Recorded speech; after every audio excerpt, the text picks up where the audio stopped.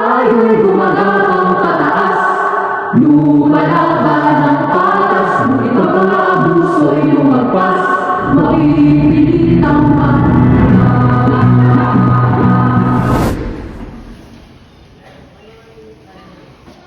Narito na naman ako, papasok ng walang kaibigan.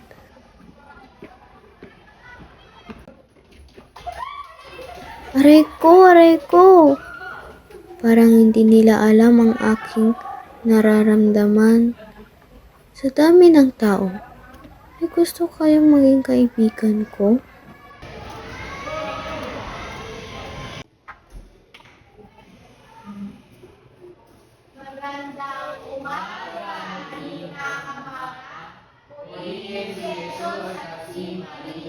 Ngayon at magpakailanman. Amen. Umupo na kayo. Ngayon ay ating tatalakayin ang korupsyon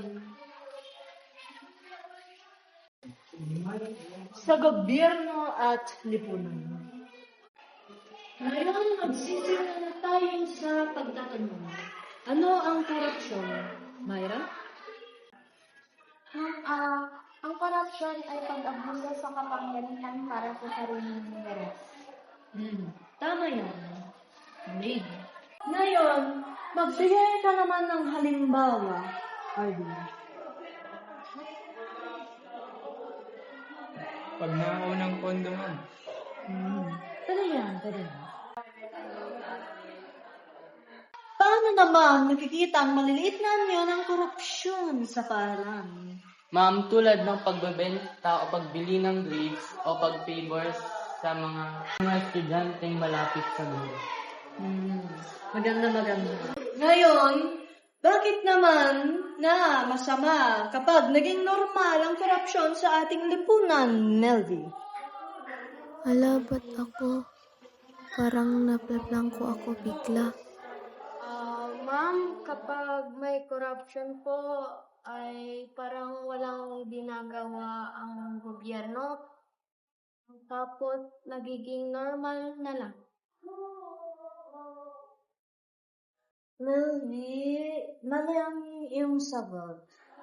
Kapag nagiging normal na ang korupsyon sa ating lipunan, hindi na maganda yan. Nasasanay na yung mga tao kapag ganun. At kapag nasanay ng mga tao, dito na nasisira ang tiwala sa sistema.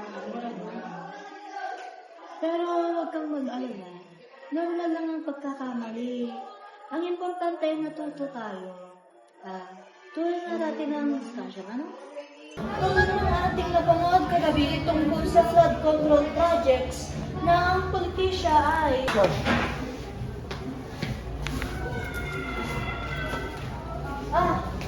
At saka pala mga anak, bago kayo mag-break, mamaya, ilalabas na ang mga resulta sa mga nakapasa sa major exam, ha?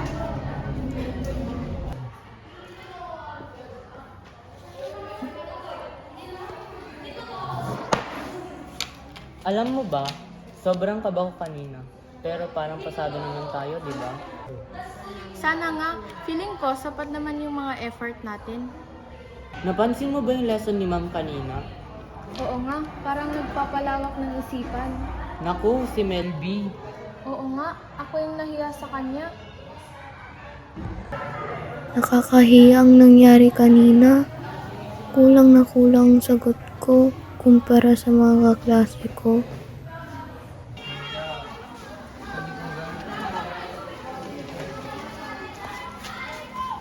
Andito na! Dali! Yes! Pasado ako! Uy, tignan mo! Wait, hi ako! Wow! Congrats! Melvie, nakita mo na yung pangalan mo? Ayun oh! Pero, ba't top 3? Galing mo! Congrats! Official na ata to eh.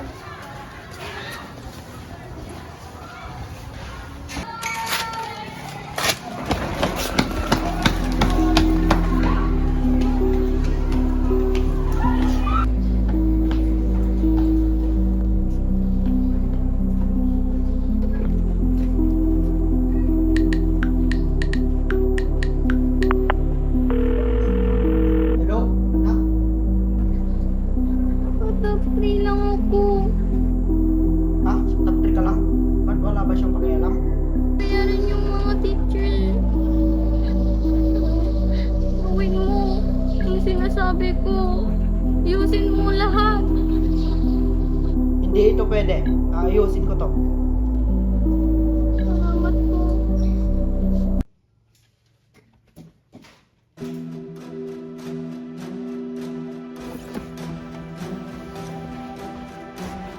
Mr. Gutierrez, ba't ka nakapunta rito?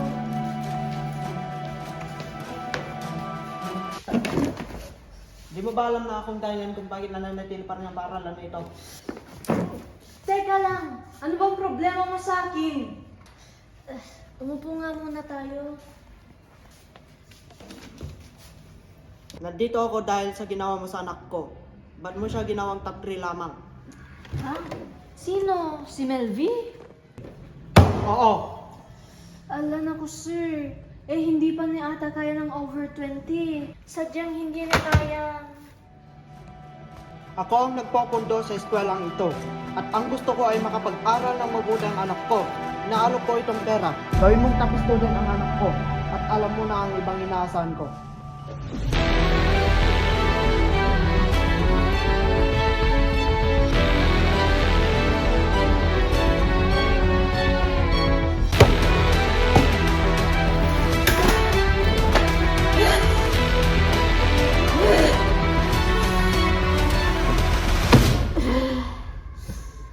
So, kailangan kong gawing top 1 ng estudyanteng di man lang makapasa-pasa.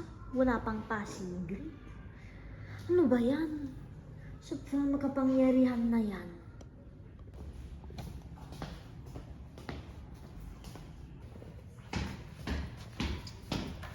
Mampasa ko na po itong project ko. Sige.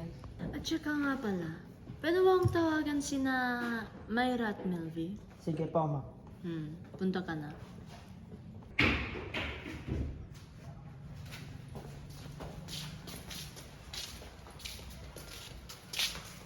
Ma'am, ano po yun?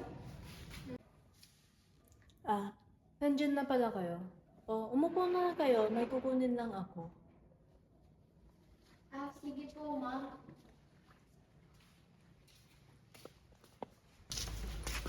Ano kaya yung pag-uusapan natin? Bakit tayo lang dalawa? Hindi ko alam eh.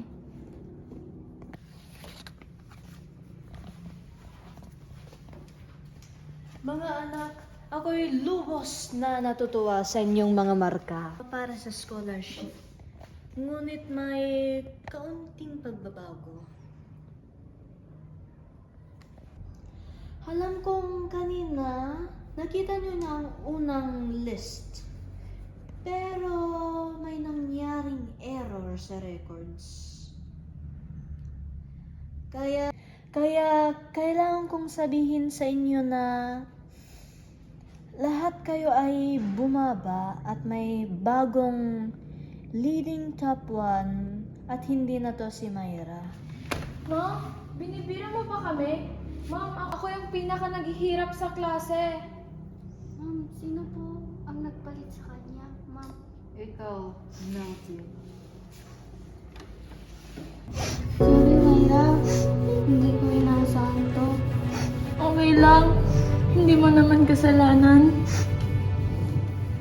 Myra, naiintindihan ko ang nararamdaman mo. At alam kong mahirap tanggapin. Pero yun na talaga ang mga binigay sa aking grado. Hindi ko naman to ginusto, pero nawa naman sa akin ni Papa para sa akin. Pero ba't ako nasasaktan? Teka, Melvie! Saan ka pupunta?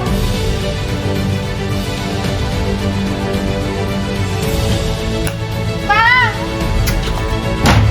Papa! Pa!